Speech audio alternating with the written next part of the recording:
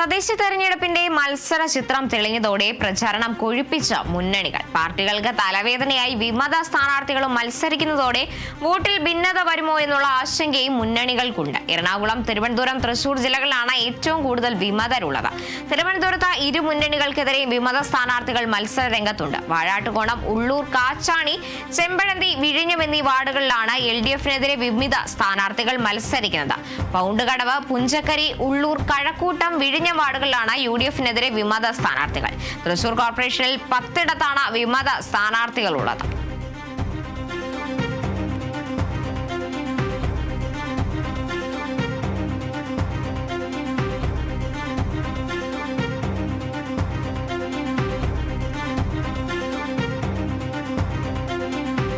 നാമനിർദ്ദേശ പത്രിക പിൻവലിക്കേണ്ട അവസാന തീയതി ഇന്നലെ കഴിഞ്ഞതോടെ ഏകദേശം തദ്ദേശ തെരഞ്ഞെടുപ്പിന്റെ മത്സര ചിത്രം തെളിഞ്ഞിരിക്കുകയാണ്.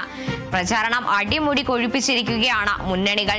നിയമസഭാ തെരഞ്ഞെടുപ്പിന് മുന്നോടിയായുള്ള ഒരു സെമി ഫൈനൽ പോരാട്ടം തന്നെയാണ് തദ്ദേശ തെരഞ്ഞെടുപ്പ്. അങ്ങനെ തന്നെയാണ് മുന്നണികളെല്ലാം കാണുന്നത്. നഷ്ടപ്പെട്ട സീറ്റുകൾ പിടിച്ചെടുക്കുക, മറ്റ് സീറ്റുകൾ നിലനിർത്തുക എന്ന ഉദ്ദേശത്തോടു കൂടി തന്നെയാണ് മുന്നണികൾ തങ്ങളുടെ പ്രചരണം കൊഴുപ്പിക്കുന്നത്. കൂടാതെ തന്നെ പാർട്ടികൾക്ക് വിമത സ്ഥാനാർത്ഥികൾ തലവേദന സൃഷ്ടിക്കുന്ന ഒരു സാഹചര്യം കൂടി ഇപ്രാവശ്യമുണ്ട്. എല്ലാ മുന്നണികൾക്കും വിമത സ്ഥാനാർത്ഥികൾ ആശങ്ക ഉയർത്തുന്നുണ്ട്. വോട്ടുകൾ ചോരുമോ അല്ലെങ്കിൽ വോട്ടുകൾ പങ്കുവയ്ക്കപ്പെടുന്ന സാഹചര്യങ്ങളടക്കം ഉണ്ടാകുന്ന ഒരു അവസ്ഥയാണ് ഈ വിമത സ്ഥാനാർത്ഥികളുടെ ഉണ്ടാകുന്നത്.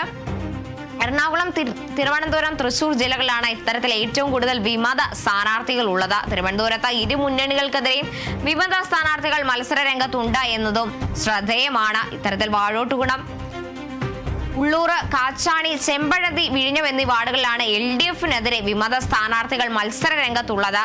ഇത് LDFിലടക്കം കനത്ത ആശങ്ക സൃഷ്ടിക്കുന്ന ഒരു സാഹചര്യം ഉണ്ടെങ്കിലും പ്രചരണം കൊഴുപ്പിക്കുക തന്നെയാണ് മുന്നണികൾ. കൂടാതെ തന്നെ പൗണ്ടുകടവ്, പുഞ്ചക്കരി, ഉള്ളൂർ, കഴക്കൂട്ടം, വിഴിഞ്ഞം വാർഡുകളിൽ UDFനെതിരെയും വിമത സ്ഥാനാർത്ഥികൾ രംഗത്തുണ്ട്.